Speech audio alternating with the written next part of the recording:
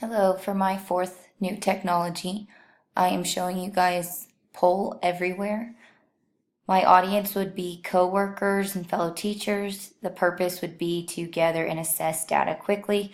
It's just another quick check or check-in or anything that you can think of where you need students to answer quickly.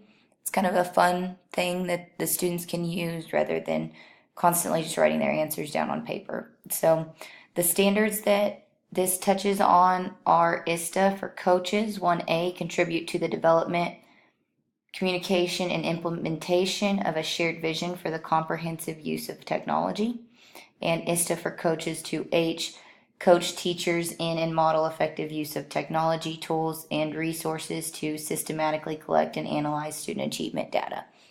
So moving on, once you have created your account and logged in,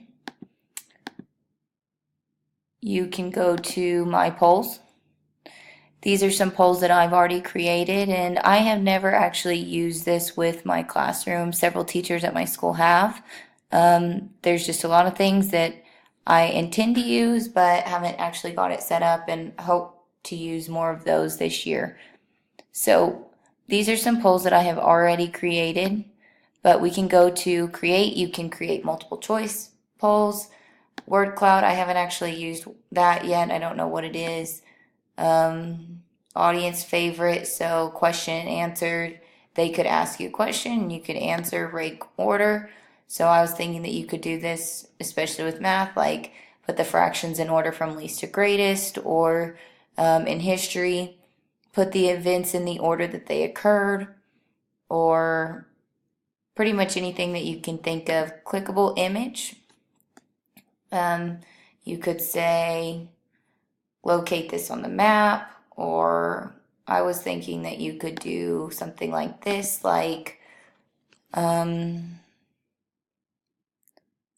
rank your comfort level over today's lesson.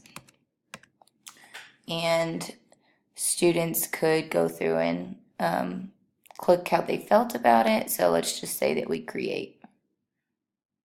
Okay, so now then, this is the question that's being polled. Students would log in on a computer and go to this website right here. In order to make it accessible to students, you have to go through and publish your poll. So now then, students can get on here and vote. So just for the purposes of this video, I have both my Safari browser and Google Chrome open so that I could show you guys what it looks like. So it says rank your comfort level over today's lesson, and let's just say that I didn't feel great about it, but I felt pretty good. So now then, that's a student response. Of course, if we had more, it would show it. It drops a pin on how you're feeling. So now if I go back to Safari, it's kind of hard to see, but I can see that there is one pin. So I would know that one student feels that it went pretty well. Not great, but pretty well. So that's something that's kind of cool, I think, that you could do just a quick check before the students walked out the door, especially if they already have their computers open. On this page that is the teacher's page, you could automatically go to the next question, and this could be something that you're using to get to know your students. So again, I can publish the poll and then go back to the other page, and it says what's your favorite color, and let's just say that I say green. So now then, because I'm the only one voting, it shows green. Some things that you could use this for are, like I've already said with the confidence thing, you could use it to take attendance where students have to answer an open-ended question and it posts on there. So let's just go, I think I have an open-ended question on here somewhere. Who's your favorite superhero? Let's see what this looks like. Who's your favorite superhero? I'm going to say Batman. Submit, and then we go over here and it says that one person has entered Batman. So there's several polls that you can create. This would be like ordering the numbers from least to greatest. I've already done this poll, so let's just say that I wanted to clear the data. So we can reset the poll.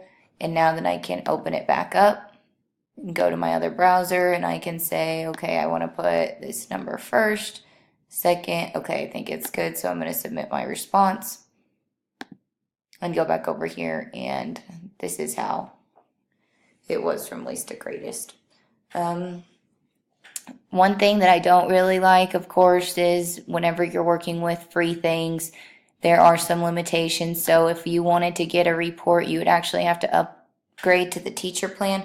But I think that you can use this in your classroom without actually having to upgrade, and I think it'll still be pretty effective. So I hope that you guys can play around with that. I'm looking forward to using this in my classroom this year, and I hope that you are too.